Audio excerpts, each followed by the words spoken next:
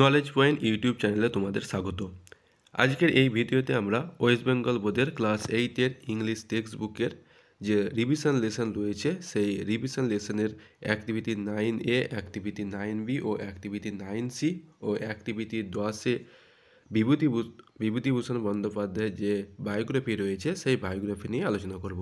তাই ভিডিওটি তোমরা অবশ্যই প্রথম থেকে শেষ পর্যন্ত ভালোভাবে দেখো, আর ভিডিওটি ভালো লাগলে অবশ্যই ভিডিওটিকে লাইক করবে, আর চ্যানেলে প্রথমবার ভিজিট করলে অবশ্যই চ্যানেলটিকে সাবস্ক্রাইব করবে।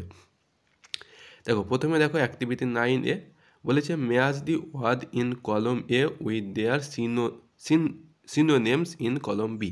তাই তোমাদেরকে কলম এর সঙ্গে তোমার কলম বির যে সিনোনেম অর্থাৎ সমার্থক শব্দ রয়েছে সেগুলোকে ম্যাচ করাতে হবে। দেখো কলম এতে রয়েছে ক্যাসেল মানে দুর্গ, রাস্টিক মানে হচ্ছে তোমার গ্রামীণ, তারপরে সেভাইজ মানে হচ্ছে হিংস্র, ব্লুজুম মানে ফুল, আর ওয়ারি মানে হচ্ছে ক্লান্ত, আর তারপরে দেখো কলম বিতে রয়েছে ওয়াইল্ড মানে হচ্ছে বন্য, তারপরে ফ্লাওয়ার মানে ফুল, ফোর্থ মানে দুর্গ, টায়ার্ড মানে ক্লান্ত, আর রুলার মানে হচ্ছে গ্রাম্য।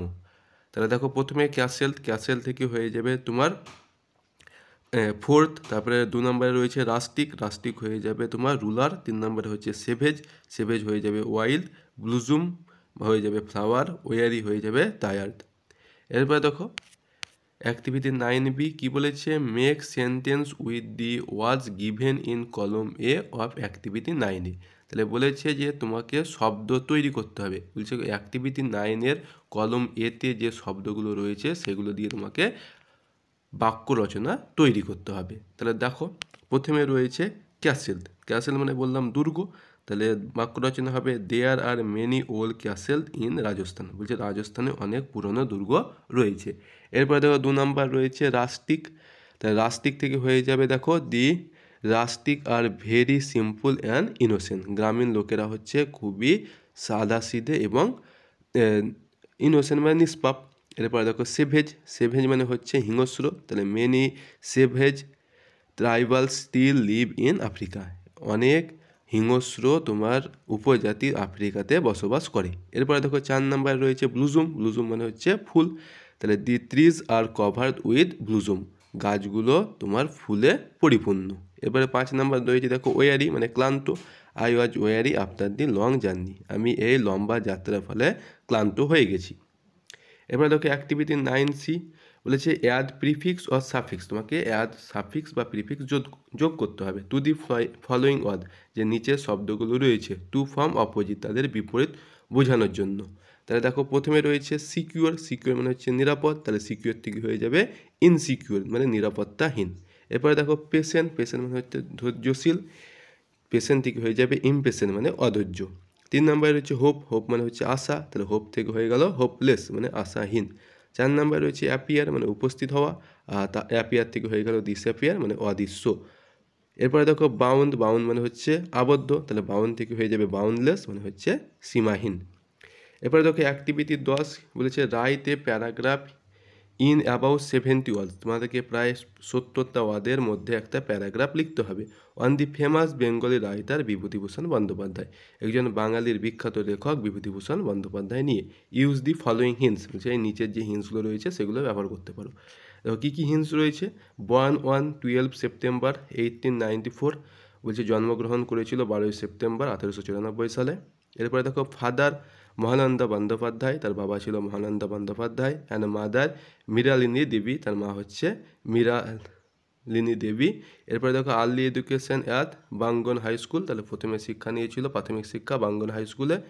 Intermediate and graduate from Ripon college, তারপরে ইন্টারমিডিয়েট এবং গ্র্যাজুয়েশন পাস করেছিল রিপন কলেজ থেকে। Now known as Surendranath college of Kolkata, যেটা এখন সুরেন্দ্রনাথ কলেজ অফ কলকাতা নামে পরিচিত।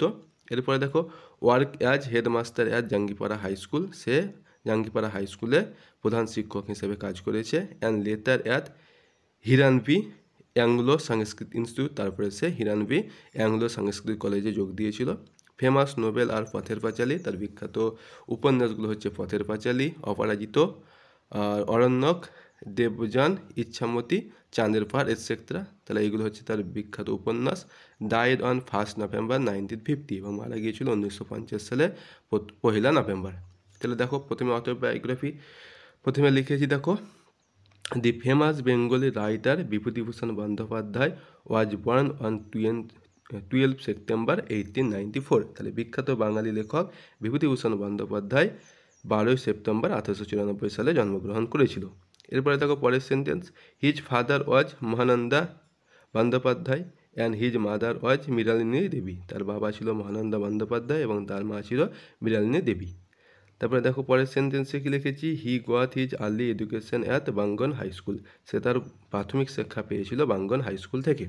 এবার দেখো পরের sentence, he complete his intermediate and graduation from Ripon college. সে তার ইন্টারমিডিয়েট এবং গ্র্যাজুয়েশন কমপ্লিট করেছিল রিপন কলেজ থেকে।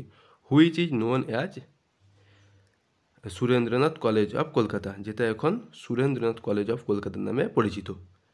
His professional career started as a teacher at Jangipara high school.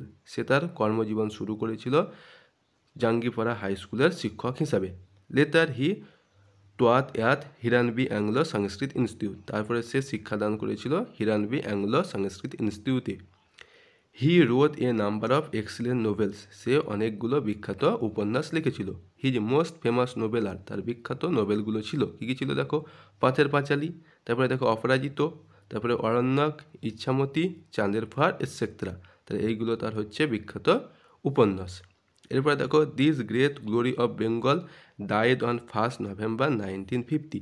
তাহলে এই বিখ্যাত বাঙালির গৌরবময় ব্যক্তিত্ব মারা গিয়েছিল 1950 সালের 1 নভেম্বর। তাহলে এই ছিল তোমাদের অ্যাক্টিভিটি 9A, 9B, 9C এবং অ্যাক্টিভিটি 10-এর সলিউশন। তাই ভিডিওটি ভালো লাগলে অবশ্যই ভিডিওটিকে লাইক করবে, আর চ্যানেলে প্রথমবার ভিজিট করলে অবশ্যই চ্যানেলটিকে সাবস্ক্রাইব করবে।